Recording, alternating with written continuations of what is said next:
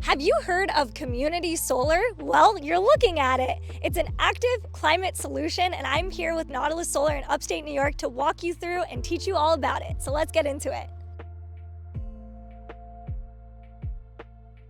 Hi, you guys. Nice to meet you. I'm Christy. Hi. What is this space? What am I looking at here? So you're looking at a community solar array. It's 2.7 megawatt roughly. And this is built on top of a capped landfill. So this is our Nautilus owned and operated community solar array. Wow, so this previously was a landfill. This was a former defense site landfill that's been capped and remediated. So this was a former Army depot and is now under the control of the Army Corps because it's a former defense site. Oh wow, that's amazing, amazing. Well, I would love to do a walkthrough and learn more and see more of what this community solar farm looks like. That sounds great, let's do it. Cool. Well, this space is absolutely incredible. It seems like a whole integrated system, but I was curious what exactly this is, the red, the yellow, the box, how does this all work? You can see in the background, we just have a bunch of solar panels. That's capturing the sunlight's energy, and all that energy actually goes into this white box here. That's called an inverter, and that converts the energy from the solar panels into usable power that goes out to the grid. So it gets converted there, I like to say auto-magically, and then onto these wires, and these wires all go back out to the grid and power our local grid. So could you define for us, what is community solar exactly? Community solar is a shared program where everybody that subscribes to the solar farm gets a piece of the energy that it gets produced. You know, an equitable distribution of this type of energy, whereas somebody, if they're in an apartment building or a house that can't have solar on it or something like that, they could subscribe to a solar farm and get a little piece of the energy that's being produced in a very efficient way on a repurposed plot of land and get sent to their home. So. Okay, amazing. And you were saying that this community solar farm helps power the local grid in this area? Absolutely, yeah. So this is called distributed energy, and it helps support the grid all throughout the state wherever it's installed. So I don't know how far the energy is really going to go, depends on where it gets used, but it does support the local grid in this locale. And what benefits does a community solar farm have for communities? It is a renewable source of energy. So there's no pollution here. Right. We don't have a coal plant dumping, sulfates I can actually breathe. Yeah, I can actually breathe. It's that is a major benefit. Plus it also, repurposes unused land. So, this was just a field, a year ago. And now we're making power here where we don't have to make power, with a coal plant or a natural gas plant, down the road somewhere. So it helps keep the environment a little cleaner. And as Chris said too, right, for subscribers, they save money, right? So this power is being metered right through a meter, through the utility. Those people who subscribe are getting a discount on what they would pay to a utility. So not only is it benefiting the environment, but it's benefiting everybody who subscribes on their power bill, literally monthly savings to their energy bill. That's fantastic, because usually when people are thinking about renewable energy or having to put a solar panel on their home or things like that, they may just view it as this very expensive thing standardly, but it seems like community solar farms are giving this new opportunity, especially for even renters, to save money on their energy bills actually. That's absolutely right. So as Chris pointed out earlier, one of the benefits of community solar is, one, not everybody can put solar on their roof, doesn't own their own home, right. or that it's shaded, or for a variety of reasons they can't actually add solar on their property. But the other factor is that everybody can afford it. And this is another means to enable people to be able to afford solar because it generates power centrally, and then through the metering process gives them a discount and they save money on their power bill. Now we're gonna see where the magic happens here at the community solar farm. What is a talent or a skill or a superpower that allows you to really show up in this work? I've been in the industry for over a decade, and it was a conscious choice to enter the renewable energy, and particularly solar.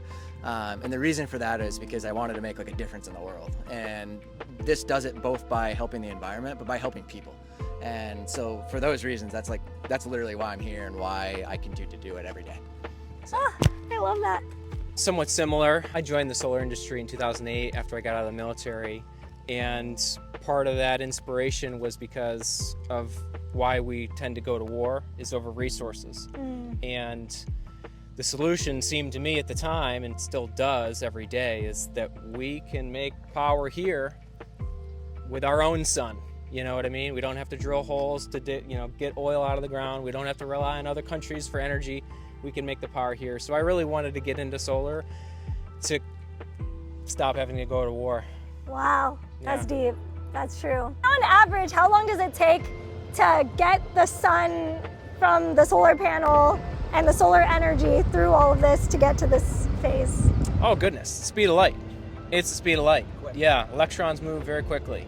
Wow. So every second the modules get struck by photons, then energy is getting converted and it's going out to the grid. Wow.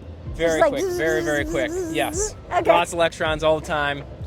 So they're kind of like a little assembly line for all the sun particles. They're doing all the work. They're doing all the work. That's amazing. And it's wild. It's like, you know, it looks so small and compact and doesn't take up that much space, honestly. It's not big at all. So, I mean, with this entire site in a year, depending on people's usage, this would power hundreds or thousands of homes, depending on the power usage of each home from this site. Just a note on the size of these inverters. We're looking at really advanced technology. Only 5 years ago, these things were double or even triple the size and weight of what you see today. So just as technology is exponential growth, your phone gets smaller and smaller every year, or bigger and bigger depending on what you buy, but really the tech is really dense right now. So this is a very sophisticated piece of equipment. And so, yeah, these solar panels seem very durable and long-lasting from what you all are describing. They're gonna be out here making power for the next 40 years. That's amazing. We got a lot of trolls online that may be watching this video, and people have a lot of misconceptions about solar. People view solar as this, like, you know, I mean, I've seen all sorts of comments that it's weak, it's unreliable. Like, what are some common misconceptions that you've heard about solar, and how do you want to challenge that? So I think a lot of us have heard common misconceptions or criticisms of solar and renewable energy. One of them is that solar, for example, doesn't produce power 24/7, right? It relies upon the sun, and that's true. It does rely upon the sun, but the fact of the matter is that solar produces energy basically anywhere in the country at this point in time, and the modeling of solar, we know how much the solar is going to produce throughout the entire year. We can predict that based upon the energy from the sun in this latitude, based upon weather conditions.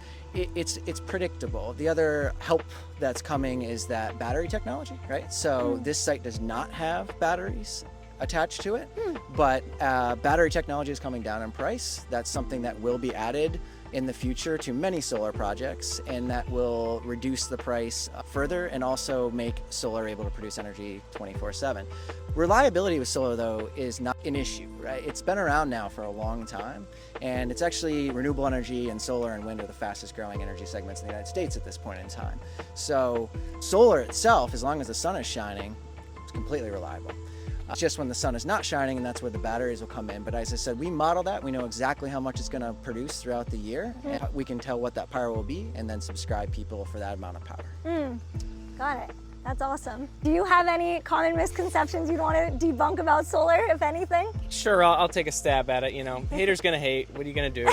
But we make power every day, whether it's raining or the sun's shining like it is today. You can see your hand in front of your face. The array is making power. It may not be a ton, but it's still making power. And as Steve led to, you know, we model that, and we know how much power it's going to make every day based on the weather that's predicted. So it's relatively easy to just keep track of, you know, what to expect.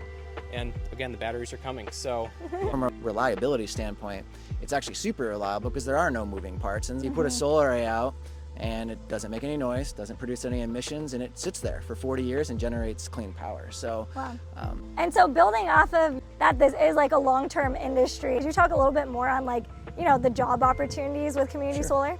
Sure. So obviously renewable energy is, when you build it, is like construction, right? I mean, these are construction type jobs, skilled labor, right? And as I mentioned earlier, renewable energy is the fastest growing segment in the country for new energy. And that means a lot of new jobs for people and skilled labor. And that's all over the country, not just right here in New York. And then obviously we're building more than just one of these. So the skilled labor is building these sites over and over again. And then once they're built, we still do have to maintain them. So there are jobs related to this site and all the other sites permanently, not only for, as you see, the grass that's growing just to maintain the site, but also the operation and maintenance long term to do the quality checks, the assurance the site is operating as it should be for the next 40 years. Those are skilled technicians who are coming out, who are doing the checks on the site and the maintenance of the site. So construction, skilled trades, growing industry, lots of jobs there, and then long term for the maintenance and reliability of these sites. Oh, it's incredible. One more note on the jobs. These are great jobs. I mean, you're out in the sun, in the clean air. You're not in the bottom of a coal mine trying to dig out, chunks of coal. Right.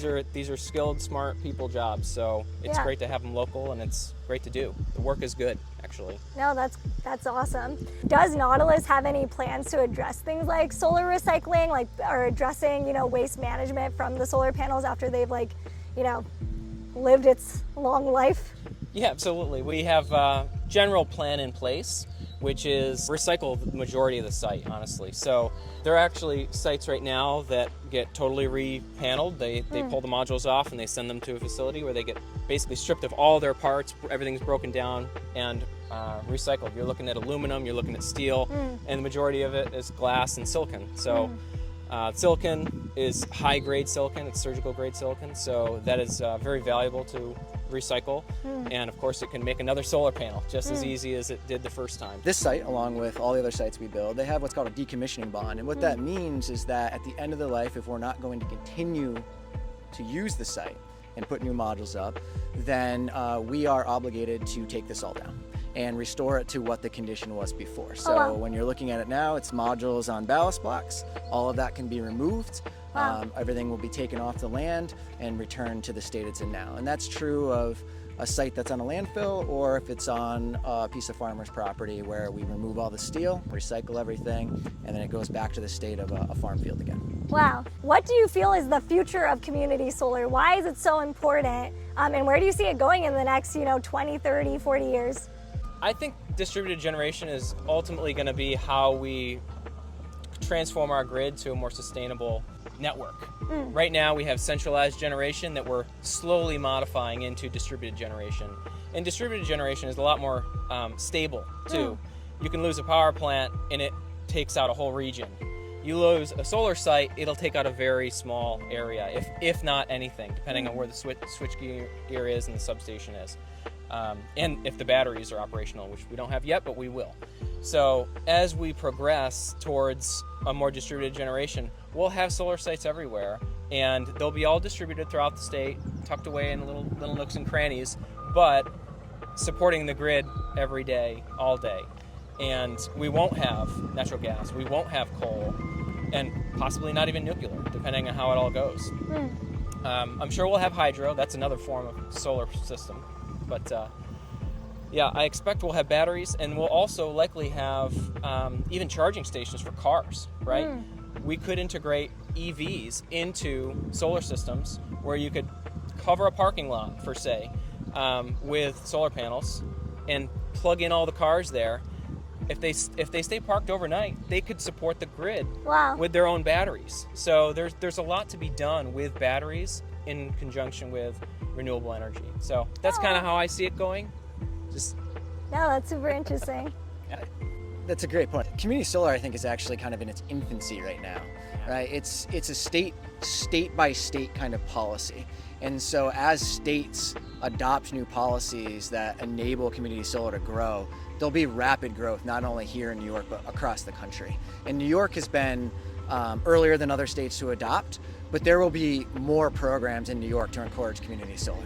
So there is exponential growth that's opportunity. So one more thing I wanted to add on the future of distributed generation solar systems generally. The IRA that the Biden administration just passed is really incentivizing U.S. manufacturing, and solar panels are pretty easy to make. They're made out of silicon mostly, which is the second most abundant material on the planet. So we can make them here, and we can make them better than they're being made elsewhere. I only expect once we get going and once we actually build manufacturing plants in the U.S., this is going to be a a full cycle. You know what I mean? We'll make them here, we'll recycle them here, and we'll make our own power, and it'll just be that much more sustainable from a global energy perspective. You know, we won't have to rely on energy coming in from elsewhere to support our economy. So basically, yeah, distributed energy can provide more energy security for communities and ultimately lower maybe energy costs across the board for people. Yeah, and even our national security, if you want to talk macroeconomics. If you only have like 1 minute or 1 minute elevator pitch for people out there listening, why should they subscribe to a community solar farm? It'll save you money every month on your electricity bill. It's simple. You don't have to do really much to sign up. And it's good for the environment and it's good for the local community. It's as simple as that. I love it. So how can people subscribe to Nautilus Solar and get involved? Well, that is a great question for Jenny. Hi, Jenny. Nice to meet you. Nice to meet you too. It's super easy. You literally only need your electric utility bill, so your National Grid bill. It'll have your account number, and when you go to our website and subscribe, all you need is that account number on your utility bill and your personal information. It's pretty easy. Okay, great. And like, is that something that someone would need to like inform where like they're renting that they're doing that? Or like, is it just a really straightforward process? They go on the website and like, there's not too much bureaucracy with it? Yeah, it's not that complicated as long as you're the one with your name on the utility bill, or you have your own electric account essentially. That's all you need. Even if you're a renter, it's really that easy. Amazing. And why do you think it's valuable for like renters to subscribe to something like this? Yeah, I think that it makes it so that renters who can't put panels on their roofs can subscribe or receive the benefits of solar energy. And why are you passionate about community solar? I just love the fact that it creates more community around renewable energy. Like, I like that we can get involved in the local area. We can tell people, oh, hey, there's like a solar farm that's right next to your high school or your local community. Be part of the solution. Subscribe to Nautilus Solar today. So I had such a fun day here at the community solar farm in upstate New York with the team at Nautilus Solar. As you can see, community solar is this, new hip way to, actively address the climate crisis. Even if you're a renter, you can save money on your energy bill by subscribing. So it's not going to cost you more money. It's going to actually save you more money by participating in it.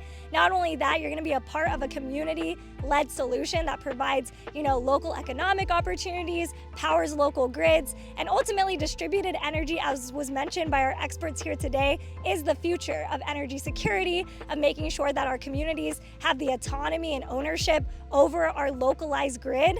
And ultimately, that is going to make all of us feel more empowered as we go through and find solutions to the climate crisis. Make sure to check out Nautilus Solar, subscribe today, and take action.